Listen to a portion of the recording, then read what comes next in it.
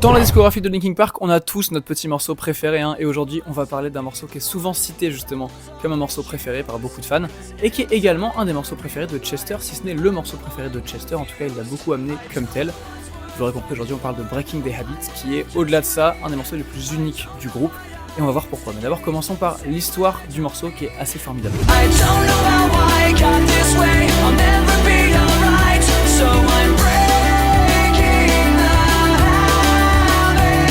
Le début de l'histoire de ce morceau, en réalité, il commence dans les années 90, avant que Linkin Park existe, avant même que Hybrid Theory sorte, avant que Hybrid Theory existe parce que c'était le premier nom du groupe, bref, avant Linkin Park tel qu'on le connaît évidemment, quand en fait Mike Shinoda a l'idée d'une petite compo, d'une top line, d'un morceau, d'une chanson dans sa tête, et donc il essaie de l'écrire etc, sauf que ça prend pas, il n'arrive pas à la finir, il n'arrive pas à lui donner le sens, il n'arrive pas à la faire vraiment vivre, donc ça reste dans sa tête et ça va la rester comme ça pendant plusieurs années.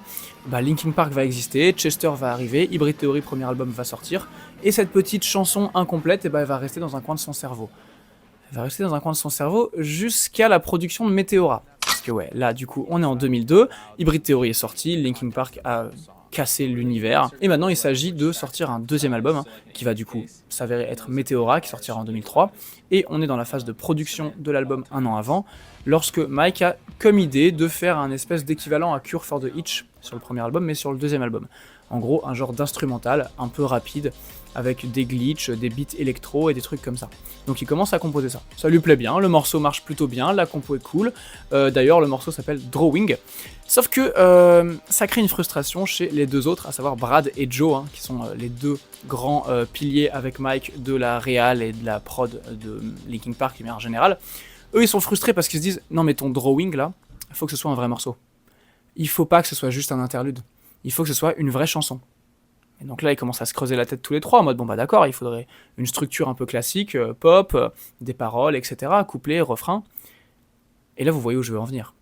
Mike Shinoda, il va repenser à sa petite chanson d'il y a 5-6 ans, là, pré-Linkin Park, il va se dire, ah, il y a peut-être un truc à faire avec ça. Et ça manque pas, hein. Quand il pose le squelette et la top line de sa chanson sur Drawing, ça prend direct. Le morceau prend tout son sens, et je vous parle même pas du moment où Chester a posé son timbre, son interprétation et sa voix sur les paroles, donc les paroles de Mike, hein, du coup, où là, ça a été clairement une révélation totale. Pour vous dire, il a fallu juste 2 heures pour convaincre Mike que sa chanson allait marcher sur la prod de Drawing, là où ça faisait 6 ans qu'il n'arrivait pas à lui donner un vrai sens. Donc voilà, 6 ans où une petite chanson ne trouvait pas son équilibre et sa réalisation, pour qu'au final, en 2 heures, ce soit plié, et qu'un nouveau morceau magnifique du nom de Breaking the Habit, après Drawing, ça va devenir Breaking the Habit, prenne naissance. Parenthèse, mais du coup, ça en fait le seul morceau de Meteora où les paroles n'auront pas été au moins coécrites par Chester. Parce que oui, du coup, c'était la chanson de Mike avant même que Chester n'arrive dans sa vie. Donc voilà, c'est le seul morceau de Meteora qui a été entièrement écrit par Mike. Ça, c'était pour l'histoire du morceau de manière générale, mais il y a plein d'autres points qui font que ce morceau est vraiment unique et inséparable du succès de Linkin Park, et pourquoi il a autant marqué les gens. Et une des raisons principales à ça, c'est l'esthétique du morceau. En gros, avec Breaking the Habit, on est très loin de la formule de base de Linkin Park, à savoir ce truc néo-metal, rap, metal, avec des gros riffs de guitare très en avant, et globalement guitare, basse, batterie, hein, voilà, la culture rock et metal à son paroxysme. Non, là avec Breaking the Habit, on est vraiment sur une prod électro un peu glitchy, et ça correspond à ce qu'on disait avant sur le fait qu'à la base ça devait être un instrumental électro, etc. Et également, au-delà de ça, c'est aussi une prod qui a des vraies cordes et un vrai piano qui a été enregistré. C'est pas de la programmation, il y a 10 musiciens violonistes qui sont venus poser des strings, et ensuite Shinoda a fait sa petite popote, hein, il a sur-layeré des trucs, etc. pour en faire un truc un peu plus gros, etc. Et il y a aussi un vrai piano qui a été enregistré pour la track. Ça, c'est vraiment un des ajouts de Meteora par rapport à Hybrid Theory, c'est plus de densité et de vasteté de production et d'instruments utilisés, et Breaking the Habit en est vraiment l'exemple parfait, quoi.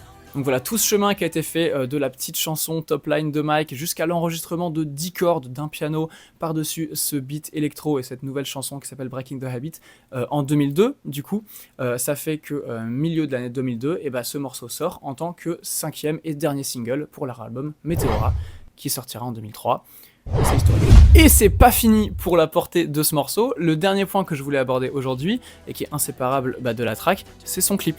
Le clip de Breaking the Habit est également différent de tout ce qu'a pu faire Linkin Park d'une manière générale. Ça appuie vraiment la différence et l'unicité de cette track par rapport au reste de leur catalogue, et en l'occurrence, parce que c'est un clip d'animation qui a été dirigé par Johan, donc le DJ du groupe, c'est lui qui a eu cette idée-là, et réalisé par Kazuko Nakazawa. Lui, c'est un réalisateur japonais, hein. Du coup, ce qu'il a fait, c'est qu'il est venu aux US, j'imagine, il a filmé les gars, il les a dessinés, il a fait des sketchs des gars qui faisaient de la musique, il est retourné au Japon pour faire son animation avec les dessins qu'il avait fait pour avoir les bonnes expressions faciales, etc. Et il a du coup réalisé ce clip que vous connaissez sûrement, le clip de Breaking the Habit qui met en scène Chester qui se suicide sur un toit et qui met en scène tous les personnages du groupe qui jouent avec beaucoup d'intensité pour mettre en lumière la thématique du morceau qui est globalement de réussir à se séparer des parts de soi qu'on n'aime pas. Les paroles de ce morceau qui ont d'ailleurs été vraiment influencées et inspirées par les fans du groupe qui, après l'énorme succès de Hybrid Theory, ont bien fait comprendre à Linkin Park que les paroles et les thématiques du groupe les avaient pour beaucoup aidés dans leur vie, si ce n'est sauver leur vie pour certaines personnes.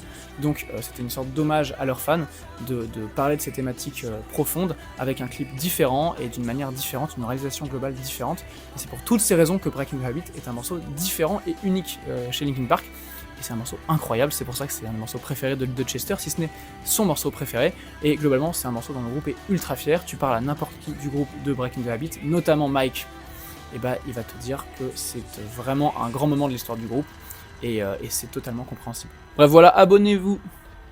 Bref, abonnez-vous, en tout cas, n'hésitez pas à vous abonner, hein, je vais pas vous donner d'ordre à cette chaîne, parce qu'on fait du contenu un peu dans ce style, un peu à la cool, et on est bien. Et puis dites-moi, c'est quoi votre morceau préféré de Linkin Park à vous? Bisous.